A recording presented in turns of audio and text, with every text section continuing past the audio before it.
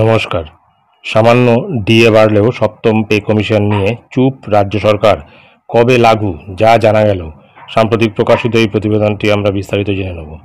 পশ্চিমবঙ্গের রাজ্য সরকারি কর্মচারীদের মনের মধ্যে এখন একটাই প্রশ্ন ঘুরপাক খাচ্ছে যে সপ্তম বেতন কমিশন কবে চালু করা হবে। আসলে এটাই স্বাভাবিক, কারণ কেন্দ্র সরকার ইতিমধ্যেই অষ্টম বেতন কমিশন ঘোষণা করে দিয়েছে, অথচ রাজ্য সরকারি কর্মচারীরা এখনও ষষ্ঠ বেতন কমিশনের অধীনে পড়ে রয়েছেন। কার্যত এই বিষয়টি নিয়ে অসন্তোষ জানিয়ে কর্মচারী মহলে প্রবল জল্পনা চলছে। পশ্চিমবঙ্গের বেতন কমিশনের ইতিহাস।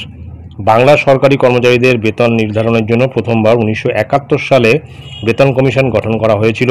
এরপর 1981, 1990, 1998 এবং 2009 সালে যথাক্রমে দ্বিতীয়, তৃতীয়, চতুর্থ এবং পঞ্চম বেতন কমিশন গঠিত হয়েছিল সরকারি কর্মচারীদের জন্য।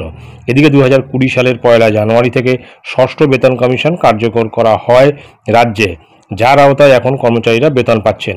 এই কমিশনের সুপারিশ অনুযায়ী বর্তমানে রাজ্যের কর্মচারীরা মাত্র 14% হারে মহার্ঘ ভাতা পাচ্ছেন। তবে 2025 সালের বাজেটে 4% ডিএ বাড়ানো হয়েছে, যা আগামী এপ্রিল মাস থেকে কার্যকর হয়ে 18% হতে চলেছে। তবে কেন্দ্রের সঙ্গে তুলনা করলে এই হার অনেকটাই কম। সপ্তম বেতন কমিশন নিয়ে কী ভাবছে রাজ্য? চলতি বছরের বাজেটে রাজ্য সরকার সামান্য ডিএ বৃদ্ধির ঘোষণা করলেও সপ্তম বেতন কমিশন নিয়ে কোনো রকম মুখ খোলেননি। তবে সরকারি কর্মচারী সংগঠনগুলি লাগাতার দাবি জানিয়ে চলেছে নতুন বেতন কমিশন গঠন করার জন্য। বেশ কিছু সূত্র বলছে কর্মচারীরা আশা করেছে 2026 সালের আগে সপ্তম বেতন কমিশন নিয়ে কোনো বড়সড় ঘোষণা আসতে পারে। কেন্দ্রের তুলনায় রাজ্যের অবস্থা। বর্তমানে আমরা যদি কেন্দ্রীয় সরকারি কর্মচারীদের দিকে তাকাই, তাহলে তারা সপ্তম বেতন কমিশনের আওতায় রয়েছেন এবং বর্তমানে 53% হারে মহার্ঘ ভাতা পাচ্ছেন।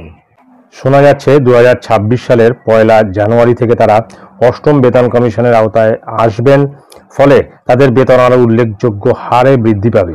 এমতাবস্থায় রাজ্যের কর্মচারীদের দাবি, পশ্চিমবঙ্গ সরকার যেন দ্রুত সপ্তম বেতন কমিশন গঠন করে এবং তারা কেন্দ্রীয় কর্মচারীদের থেকে খুব একটা পিছিয়ে না থাকে। ভবিষ্যৎ কী হবে? রাজ্যের বেতন কমিশন গঠনের ইতিহাস পর্যালোচনা করলে আমরা দেখতে পাই, প্রত্যেকবার কেন্দ্র সরকার তুলনায় বেশ কয়েক বছর পর রাজ্যের নতুন বেতন কমিশন গঠিত হয়েছে। এবারেও কি একই ধারা বজায় থাকবে, নাকি সরকার কর্মচারীদের স্বার্থে দ্রুত কোনো সিদ্ধান্ত গ্রহণ করবে? এই প্রশ্নের উত্তর সময় আসলে বলা যাবে। তবে এরকমভাবে চলতে থাকলে রাজ্যের কর্মচারীরা পথে নামতেও কার্যত প্রস্তুত। সুতরাং বোঝা যাচ্ছে যে অষ্টম বেতন কমিশন কিন্তু কেন্দ্রীয় সরকারি কর্মচারীদের জন্য লাগু হতে চলেছে 2026 সালে।